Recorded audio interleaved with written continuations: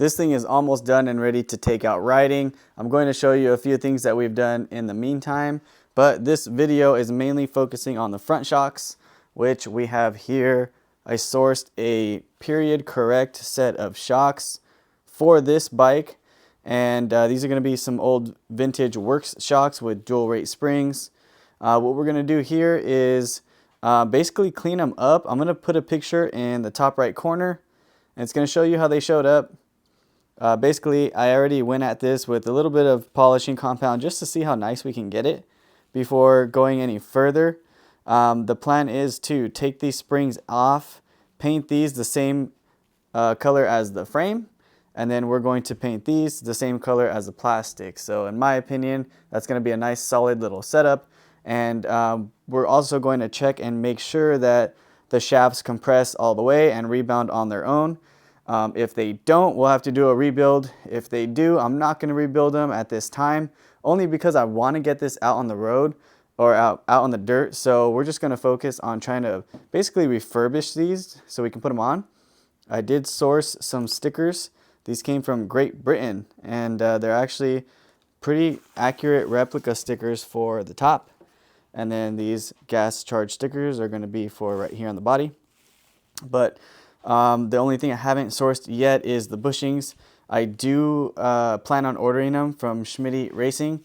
I just need to see which route I'm going to go, because this is the Delrin sleeve with the, they call them, I don't know, Heim bushings. And this is going to be just a straight Delrin bushing all the way through with a sleeve. They do offer Heim kits as an upgrade. It's just a really big cost to get into. So we'll see if we can salvage this set at the bare minimum as far as costs go and get this thing done. I did buff out the plastics, which I'm going to do a small video on separately. We did do some custom work to the airbox, which I'll show you in a little bit. And also changed the stainless braided brake lines to a set from, what was it from? You know what, I forgot. I'll have to link it on the description. But basically, plus 2 inches on the front, and this one goes from the master with a T, and just got all that dialed in. So we're almost done here, almost ready to ride. This thing's good to go, but let's get these taken apart. Now, I did have to order this Tusk spring compressor. This is specifically made for ATVs or dirt bikes, not motorcycles. It's not strong enough, but you can see the little finger that fits in there perfectly. I need to compress these springs so that we can lift this up and then slide it out. So you see that slit right there? You lift it up and slide the shaft out through there, and the springs drop out.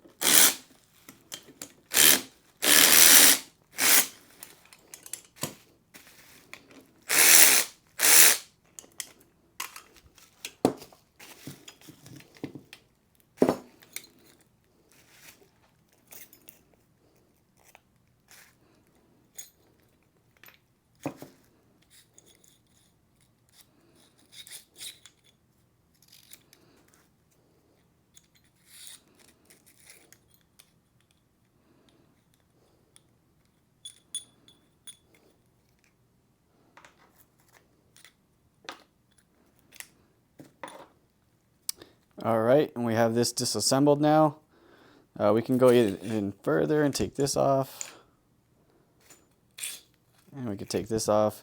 These preloads are set for the intended bike. I'm not going to mess with this C-clip, but you can if you're trying to switch it up. And let's see how this works. Oh, this thing is dead.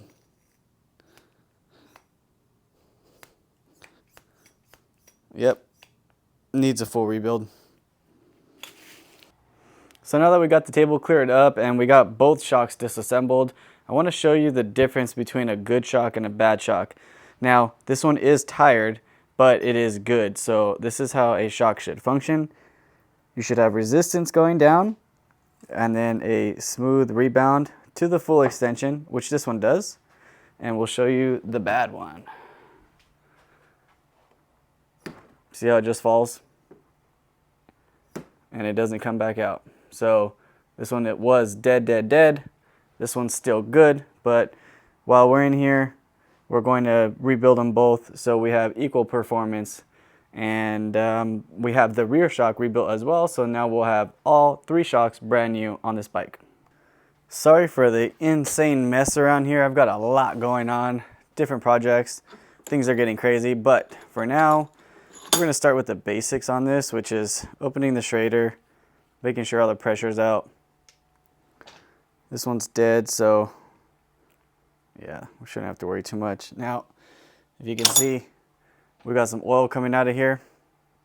We're going to disconnect, or we're going to remove the Schrader and just let whatever comes out comes out.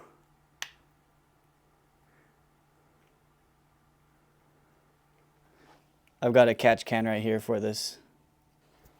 All right, so that wasn't a whole lot.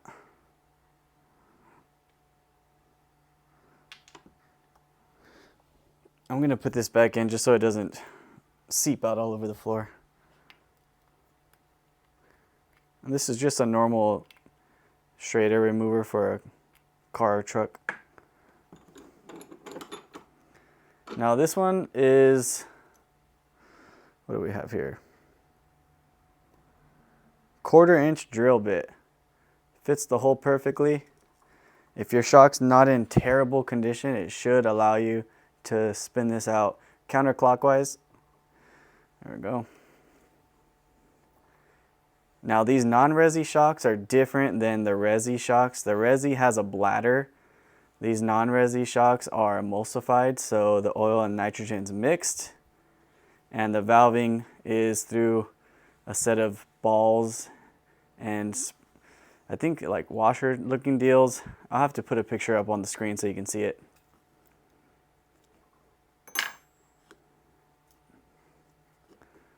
Okay, so this is going to be the seal head or the bump cap, whichever you want to call it. And I'm going to pull this over here just in case more fluid comes out. But basically, I'm just pulling it right out of the body.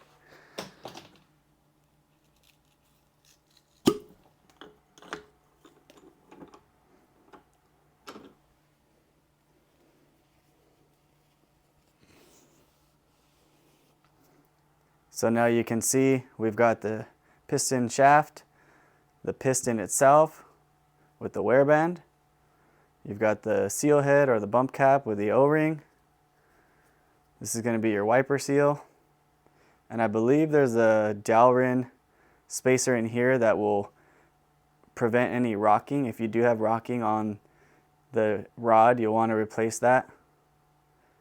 But we're just going to have to take this all apart, clean it all out really good. Reseal it, fill it with oil and nitrogen, clean the bodies, and charge it up. So that was the bad shock with no pressure getting disassembled. Let's see what this one does. Because remember, this one was still good.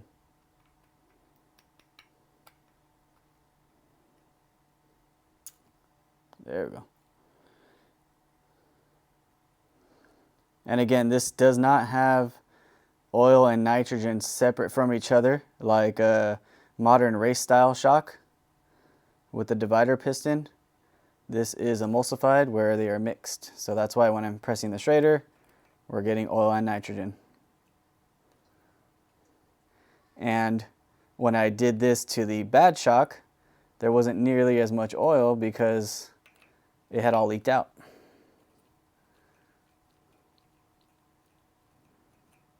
Be careful not to drop the shader.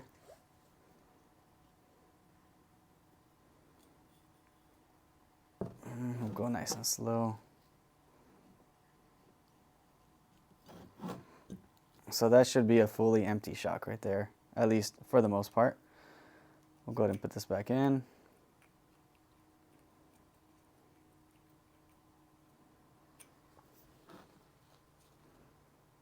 And we'll go back to the vise. All right, so we're gonna cross our fingers that the 1/4-inch drill bit is the ticket. Otherwise, you may have to get custom tooling. There is a special tool, it looks like a circle, and a screw goes in there, and it's just 2 handles. Or maybe even some pliers, but you might jack up the seal head that way.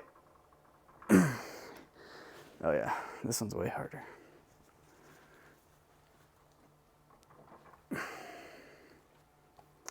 Yeah, we're messing up the seal head on this one. All right, guys, I want to show you what was happening here. So when this is aluminum, so when there's too much stress on it, you're going to mess up the hole. So I'm stopping just before it's too damaged. I'll be able to file that down. But we're going to do something unconventional. We're going to use some Knipex pliers with the towel and just try to grab it. You saw on the other one, it wasn't super hard. So the thing about this in my head here is that one point of leverage isn't equal. So I'm thinking the pliers should be more than enough. I don't think this is on here so tight that, you know, it's going to be impossible to get off. I just think that 1 point was a little too much. So let's try the pliers. Obviously, if it's not coming off and we're going to damage this, we'll stop. But I'm almost positive this is going to work. So we'll go that route.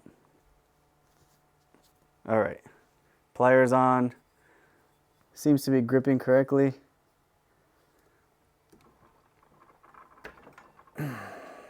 Cool.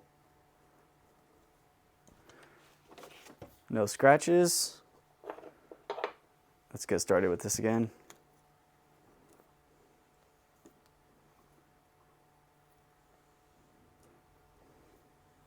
Perfect. So if you do a Google search, you'll see the tool I'm talking about. Some guys have made their own. Luckily, this wasn't too bad. The body on this shock is steel, and this is, I believe this is aluminum, so I don't think you'll have corrosion issues.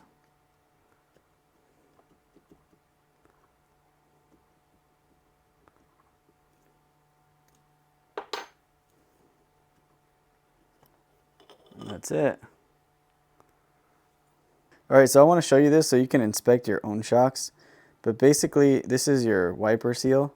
And if you look at the pick, you can see right there, it's torn. So going to the right, it's missing.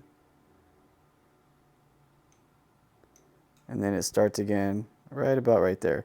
So we've got a big chunk of the wiper seal missing.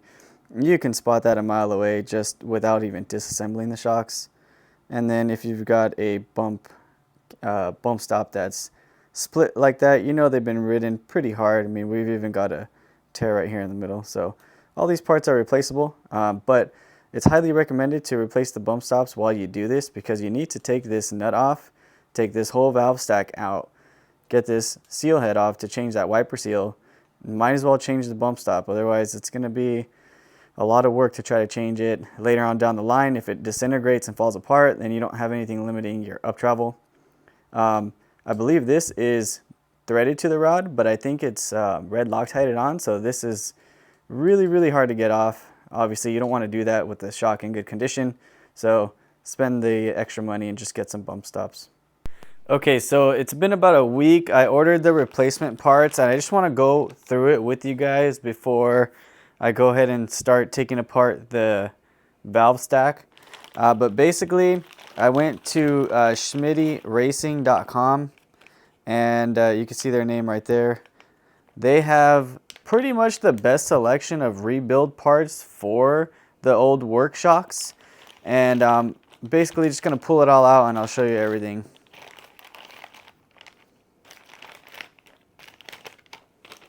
So I spent about, I think it was like 130, 140. I bought more things than the average rebuild needs, and I'll tell you exactly what that is. So just rebuilding is going to be this kit right here. This kit does 2 shocks. So if you just want to rebuild with the bare bones, it's going to be these. Also, so I found, let's see here. So this has a Dalrin sleeve that's pressed into the lower end. This is the bottom of the shock. And the old style has these aluminum spacers that go in. And so this is how the shock showed up to me. There's not a lot of movement, but I always felt like something was missing. And what I realized is it's missing these O-rings. So it's supposed to have an O-ring. And if you see that gap right there, the O-ring goes in and prevents any dust from going in or out. So again, there's not a bunch of slop on here, but I just bought new ones anyways since I'm pretty much going to go through the whole thing.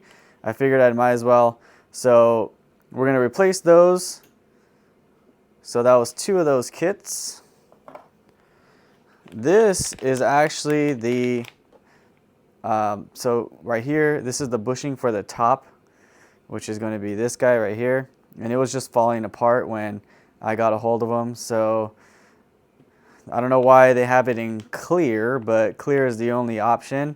So basically we're going to put the clear one in, transfer the sleeve into that, and now we'll have the upper and lower wearable items fully replaced. Now these guys, these are going to be inside of this seal head under this gasket right here. And basically the way you determine if you need them is if this doesn't slide on the shaft smooth. So right now it's actually working smooth, but let me see if this one will do it. There are some spots where I kind of have to like pull more. Like there's a few little spots where it skips right here. So that'll tell you if it's bad. Now from everything I've read, these are really hard to change. It's pressed into this thing and there's really not an easy way to get it out. So I might have to cut it and then punch it in to kind of get it to cave and pull it out. So you and I are going to go through that together. Last but not least, we've got the bump stops. So these bump stops you can only change while you have the valve stack out. And this one's actually in decent condition, but this guy right here is cracked and it's actually split right here. So if I'm riding and it's hitting the bump, those are just going to get worse and worse. And they're going to split and come off of the shock. And you can't change that unless you take it all the way apart. So I just paid the extra money. I think they were like $15 each to just change it while it's apart right now and just be done with every wearable component on these shocks. Okay, I put this end in the vise and I just unscrewed this nut off camera only because the vise is a little bit out of the way right now. But basically we're going to take it apart one by one so you can just see how it all lays out. And we're going to go from top to bottom so I know exactly how to put it back together. But you want to take it all apart so you can clean each individual piece because things get gummed up in there. And we don't want the oil. Actually, speaking of that, this is the oil that we're using. This was recommended by Schmidty Racing as well. So 2.5 weight, S1 Lucas, just need 1 jug or 1 quart. All right, let's see here. And what I like to do when I'm rebuilding shocks is I only do 1 at a time. That way, if for some reason I get confused or I need something to reference, I haven't fully taken apart the other shock yet, so we can still have something to look at. All right, now in here you can see they all fell out, but basically there's going to be a ball in the very bottom. So I've got 1, 2, 3. Where's the last one? Okay, so this one only has 3. And 3 springs. So that leaves one open port, which makes sense. They don't all need to be closed. And I'm putting this face down because that's how it was, so we got to remember that. And I always have that video to reference as well. And we've got this piece, which stays up. Now I could slide this off.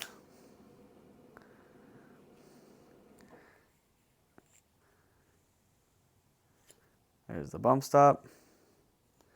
These pieces we have to reuse, but we can clean them and put them back.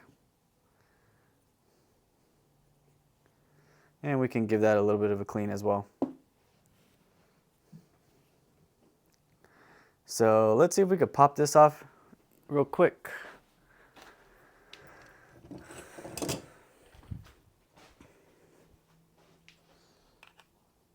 You want to make sure that you don't scrape the inside where it sits.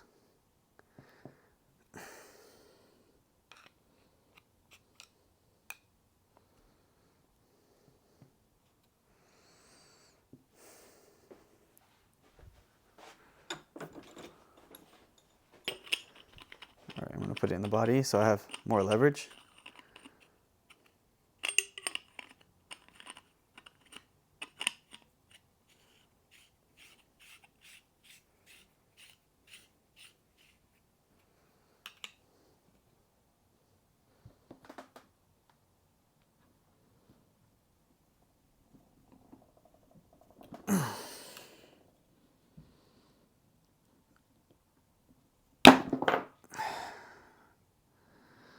It's coming.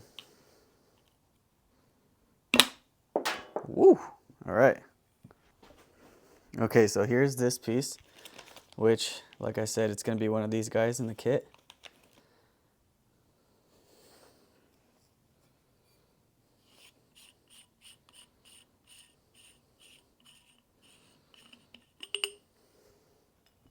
And when you do that, you want to make sure that you don't scratch in here. Now if I clean this up, now you can see this one right here, which is pressed in here. So we've got to figure out, oh, that's where that goes. Okay, so that brown O-ring right here, it goes in this recess. So you get a pick it out, put a little bit of oil on the new O-ring, and just kind of work it in. So we'll do all that later. But we do need to get this replaced. And just for kicks, I want to see how it does on the shaft. Yeah, you see how much more movement it has compared to this?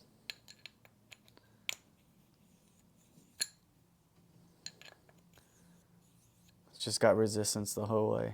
Okay, so here's my idea. I found this really big Allen bolt that just kind of is coarse thread, and I just kind of threaded it in there. And I'm gonna see if I could just pop it out.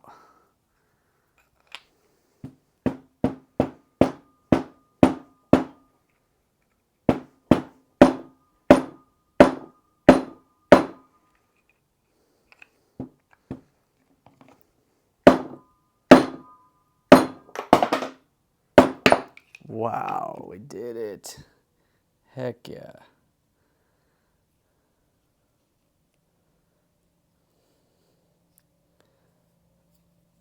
Let me get some pliers for this.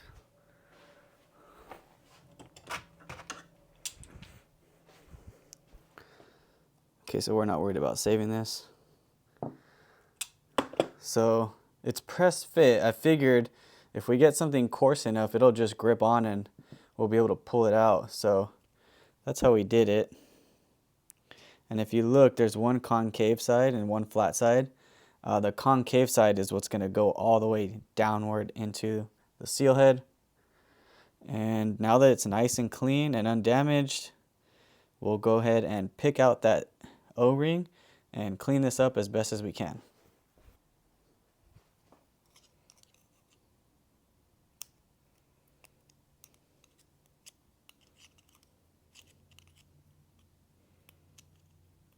Oh yeah, look at that. That thing was wasted. That's probably where all the leaking was coming from.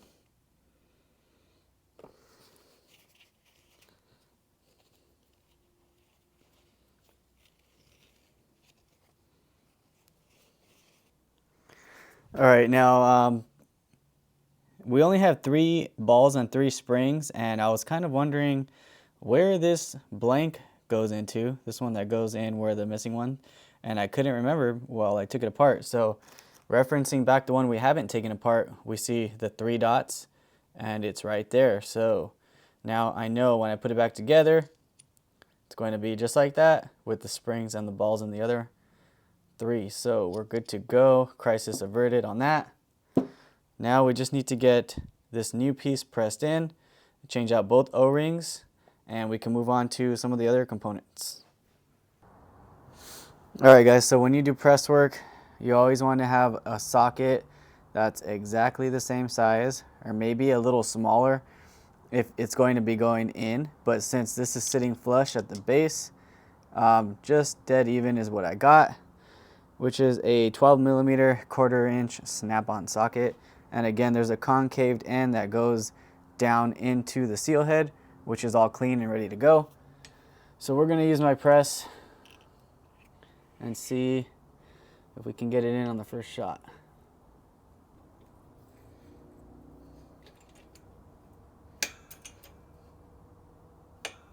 There we go. And this is easy. You don't have to go crazy with it. If you're going crazy with it, you got to reset.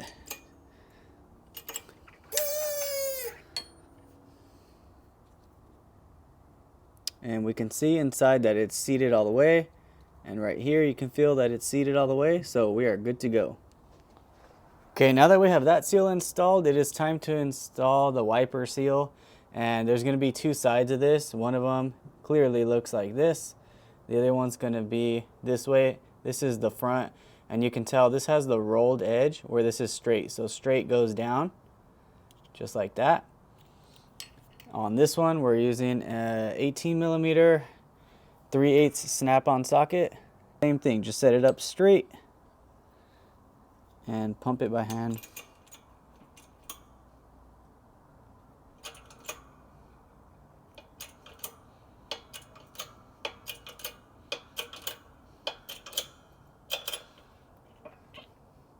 Now I'm going to reposition it. I saw it was just a bit off, so I want it to be dead center so I know that it's pressed all the way down.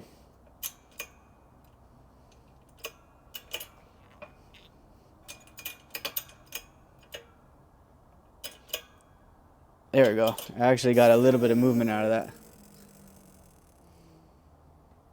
And you could feel it too. You could just run your finger here, feel the gap difference. So now we just need to change this O-ring and put the O-ring inside of there. This O-ring, we're going to go ahead and put just a little bit of shock oil on the O-ring itself. I like to just get it everywhere, and we'll feed it in. This one could get a little tricky. There we go, first shot. And I like to just run my finger in there, just make sure that it's fully seated.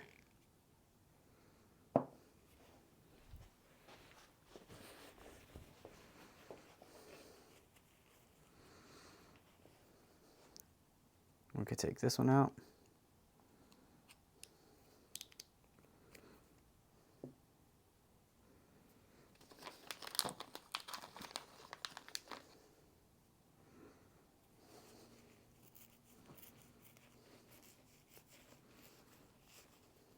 See all that dirt? Definitely want to make sure it's clean so the seal has a nice surface to write on.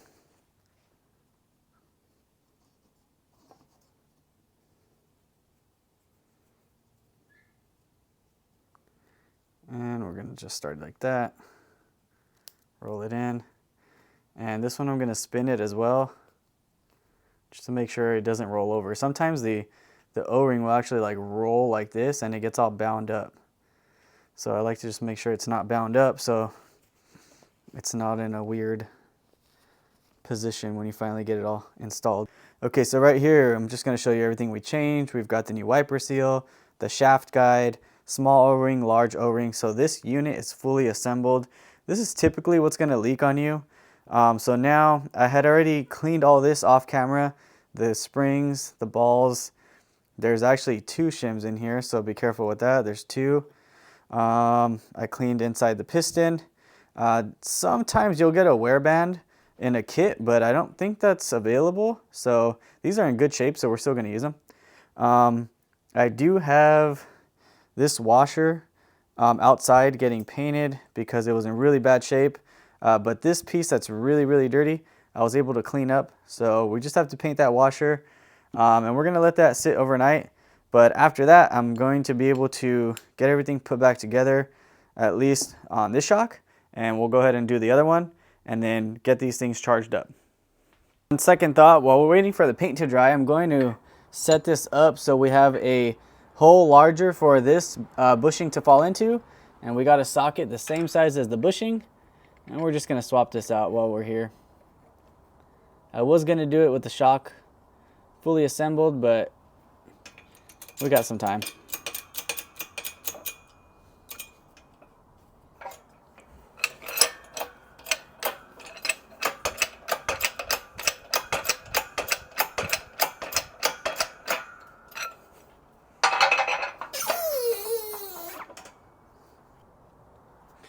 And now we're going to go ahead and get this pressed back in. Obviously it's the new one, not the old one.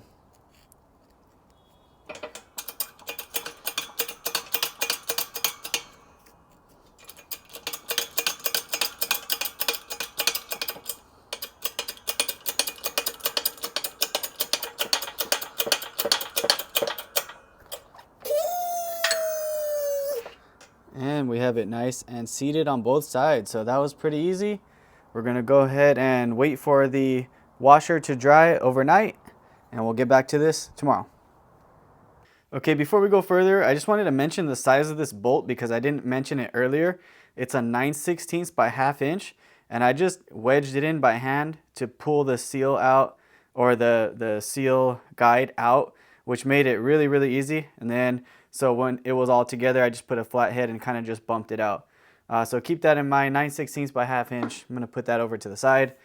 Now off camera, I did clean everything inside of here. I cleaned each ball individually, the springs, the 2 valves, and this little stack, and this little washer right here. Next, all we have to do is start getting it put back together. So we're going to start from the bottom, which I've already put this piece back on. So this is number 1. This one's going to be number 2. And then we have to put the, this is the old bump stop, so we need to get a new one. I'll put a little bit of oil on there, just so it slides in smoother.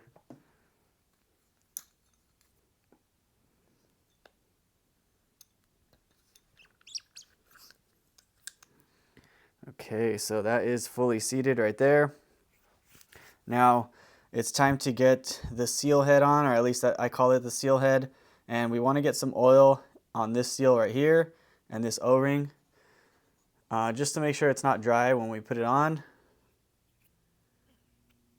But also, this is a key part where you can't rush it because you can damage these seals on this sharper end of the shaft.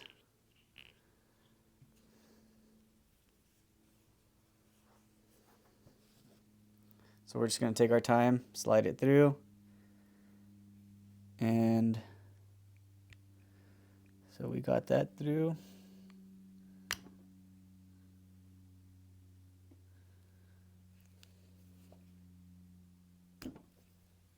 All right. Okay. I guess you can say that's the hardest part. So that's over. Now we have to start getting this stack put back together, and we could reference this one.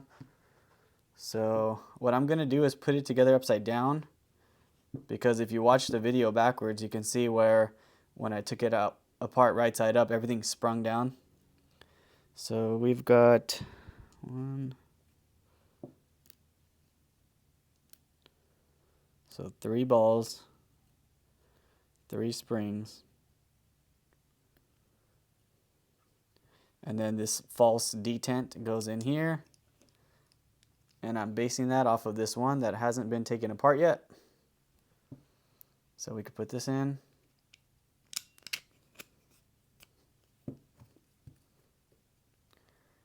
These two go on top. Now these two, make sure they're not blocking any of the ports. Same with this one. Washer.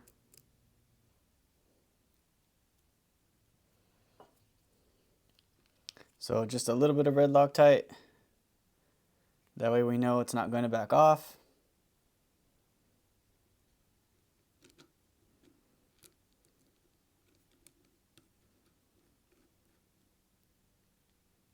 And then we'll move over to the vise.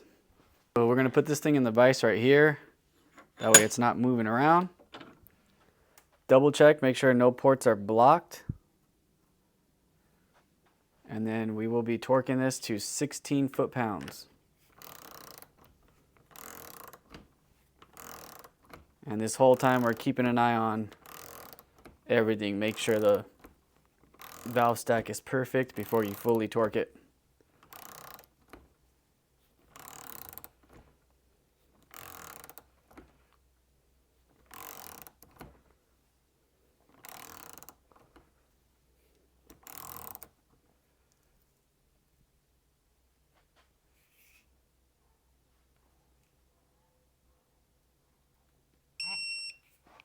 There we go. The next step is going to be to change out the valve core. There's a new one supplied in the kit. So here's the old one. I'll press in a new one, or actually install it and then thread it down.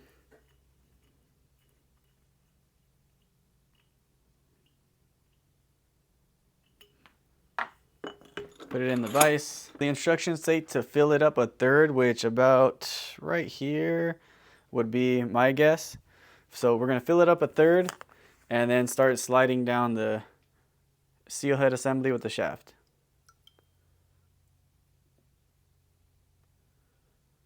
Okay, that's plenty.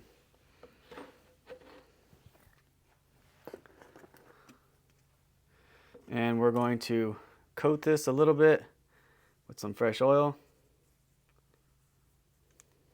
Push that down.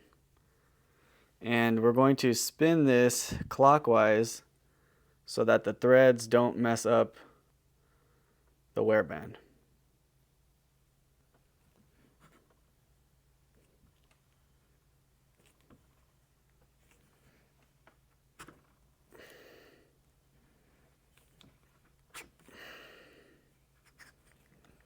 Now we're going to try to get it down into that oil.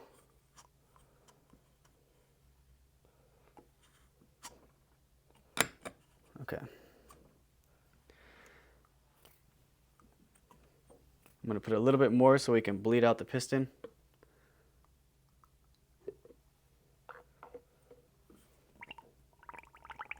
You hear those air bubbles? We're getting oil in that piston, through the springs, through the balls.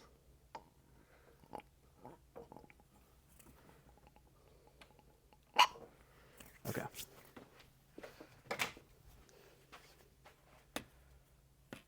So the next thing we're going to do is, let's see, where is this thing? We have to use a dipstick that's 1 1/8 inch long. So from this flat spot down is 1 1/8 inch, and that's for the shocks with a 1/2 inch shaft. So we're going to put that in here and fill this up until it just touches. And I just want you to see exactly what I'm talking about. So if we get up close, you can see that the oil line, and it won't focus. There we go. The oil line is right at the paper clip. So that tells us we are full. We're ready to seat the shaft in and screw down the seal head. Again, I'm just going to put a little bit of oil on this O-ring so it doesn't get all bind and twist it up. And now that we got more oil in here, I do want to bleed it a little bit. Okay.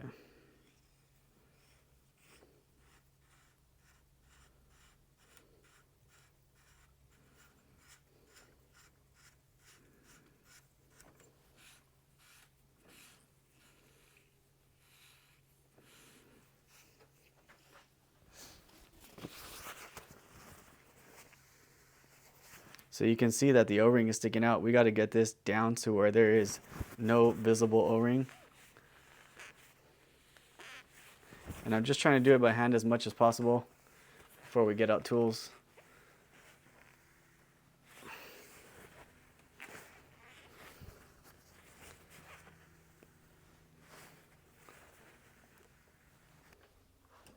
So I got that 1/4 inch drill bit back in, and we're just spinning it by hand.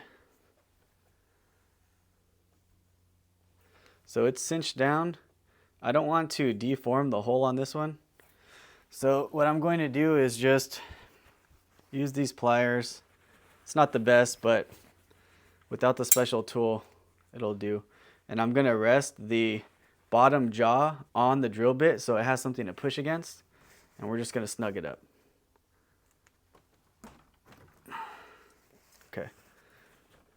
If I try going back, it ain't going back.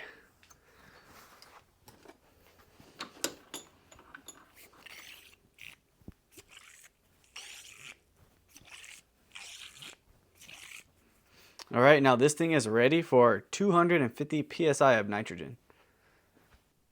I realized I just skipped this part over doing it off camera, but I took this bushing out, took the sleeve out, put the bushing into the shock, put the sleeve into the bushing after it was already inserted, and I did that by using the vise and just kind of winding it down.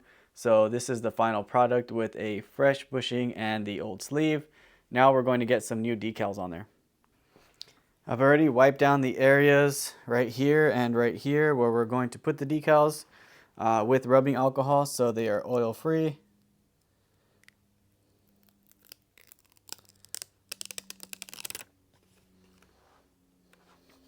Whoops, thank God that landed like that. Okay.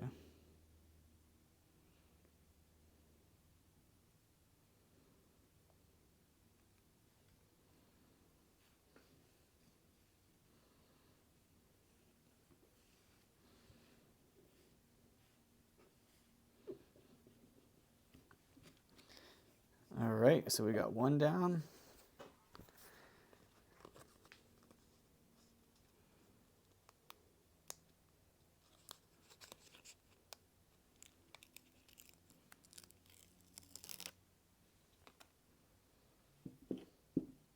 This one's easier. The American flag is centered right there on the valve.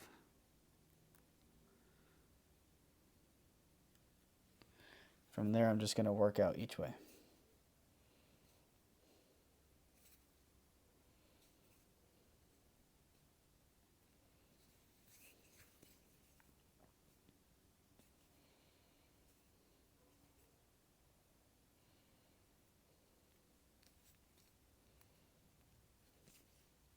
There we go, new decals, looking nice and sharp. Alright guys, so I went and got these charged up at my buddy's shop. We put 250 PSI of nitrogen in it. I used the works instruction sheet for basically all the information that I put in this video, and I'll put the link in the description below. But here we're just going to show you how a properly working shock is when it's fully charged. A nice full smooth extension all the way through. This is actually moving way faster than the other shock did. That was still good, and we did have one that was dead. Here is the second shock.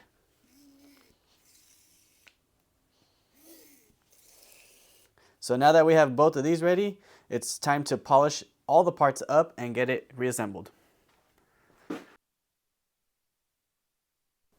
Alright guys, well I lost audio on this, so we're going to be doing a voiceover, but right here I'm showing you just the condition of the shock before we get it all polished out and looking nice and clean. And I'm going to show you exactly So I start with a 2000 grit because these aren't in bad shape, and I use some water and spray it down and just sand basically the oxidation off. Um, you can go with a grittier sandpaper if it's really scuffed up, but you have to work your way back up. So let's say you used 1000, you'll have to do 1200, 1400, 1600, 1800, 2000 if you're trying to do it correct. But these weren't really too messed up, so we just did 2000 with some water. Right here I'm just showing you where the rings sit on the body and why I'm not spending so much time to clean that part of the body, because they'll be. And we also have the coil isolator, which covers up another majority of the body. So next we're going to actually polish out the material, and I use this polishing wheel with some compound on a drill bit. Basically just give it a nice clean once over. It doesn't need to be crazy, at least not with my experience on these parts. After that, I go with my secret weapon, which is the Blue Magic polishing compound. So this stuff works on aluminum really, really good, but it also works on the steel body of these shocks. So I use it on everything, but basically the more black you see here is the more oxidation you're taking off. And when you give it the final wipe down, you don't want to see any of the black. So that black was originally the blue polish cream that I put on the parts. And then when I wiped it off with a clean part of the rag, it was clean with no black residue, and that's how. And now that we have everything polished up, it is ready for reassembly time. And if you remember in the beginning of the video, I did mention that I was going to paint the coil springs. So here we are. We did a matching yellow to the plastics, at least the best match I can get. And we did a matching color to the chassis and the engine. So in my opinion, this is going to look much, much better than the white and kind of like a light powdery blue that we had in the beginning. So we're going to start basically by the same order of disassembly as the first one. So these thicker collars are going to have a little indent, and that's for the snap ring to sit in. So we slide that on first. Then this second, and this has a groove to actually sit up and butt up against that piece. All right, let's just do the other side so we do it all in the same order.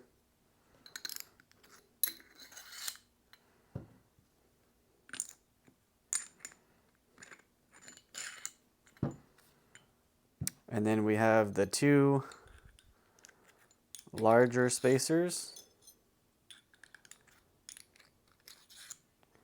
one small spacer,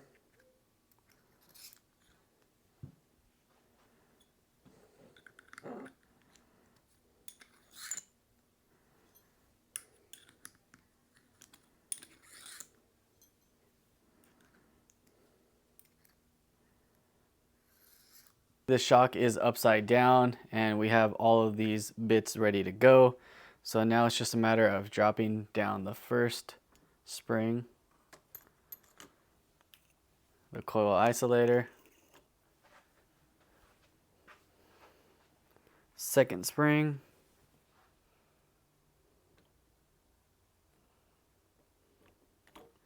and so this is where we need to compress the spring so we can get this slid under and locked in. Now, what I did on the first shock was I used these spring compressors like we did with the initial disassembly, but I wasn't paying attention to where I had these hooks, and I actually damaged this sticker right here, which I'll show you in a second. So just keep in mind where you're putting these hooks at. You want it on either side. Don't let the spring move around. Try to hold it with your hand as tight as possible. I was tightening with the wrench and it kind of moved, and I didn't realize that, and it dug into there. So luckily the seller on eBay is sending me a replacement, which I really appreciate, and I'm actually linking the replacement decals in the description below. But I'm also going to be using these little rubber, I guess like boots you can call them, for the coil, and to clamp it down. That way we're not messing up the paint. Other than that, it's going to be pretty much just setting it, compressing it, and sliding this on. So we'll time lapse that part.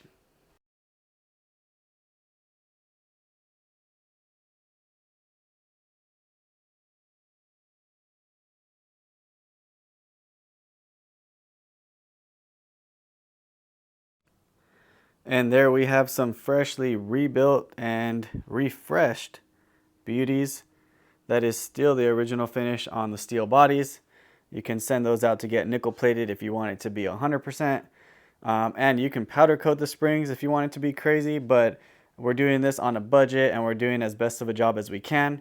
So we cleaned the bodies, painted the springs with some spray paint, let it cure out for 48 hours, and it got nice and hard. Here we have the lower steel bushings that go into the new Delrin sleeves, and obviously the O-rings that go on there to make up the gap, which you see right here. So we're going to go ahead and get these installed on the front. That way we can see the final product. All right, using this ATV Jack, we got this thing lifted up and flipped around. That is really a game changer when it comes to working on the bikes in the garage. I mean, you can move it around, get it to the proper height where you're not hunched over and you're nice and comfortable. So we're gonna go ahead and get this off. I have all of these bolts loose from when the shocks first came in. We were just test fitting everything. But we're going to drop this.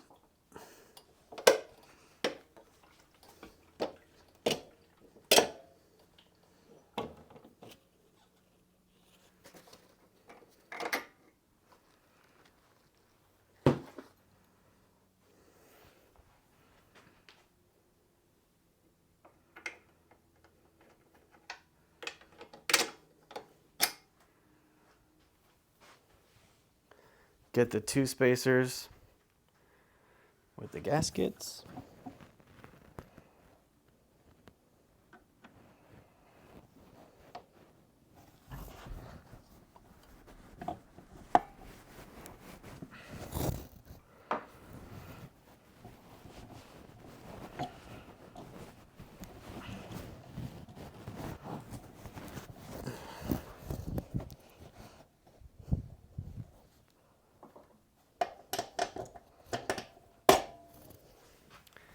There we go. Well, here it is on all fours with freshly rebuilt work shocks. Let me know what you think.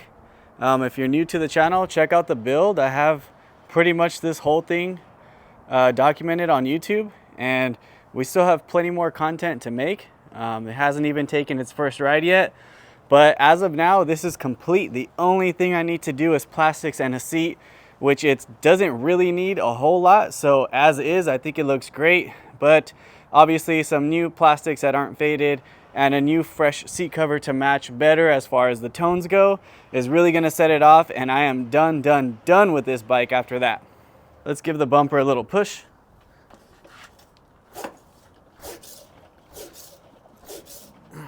That looks good, sounds good. The rear is a stock shock that I rebuilt. That one has some compression and rebound adjustments where these do not, but man, these dual rate springs are gonna be great out in the dunes.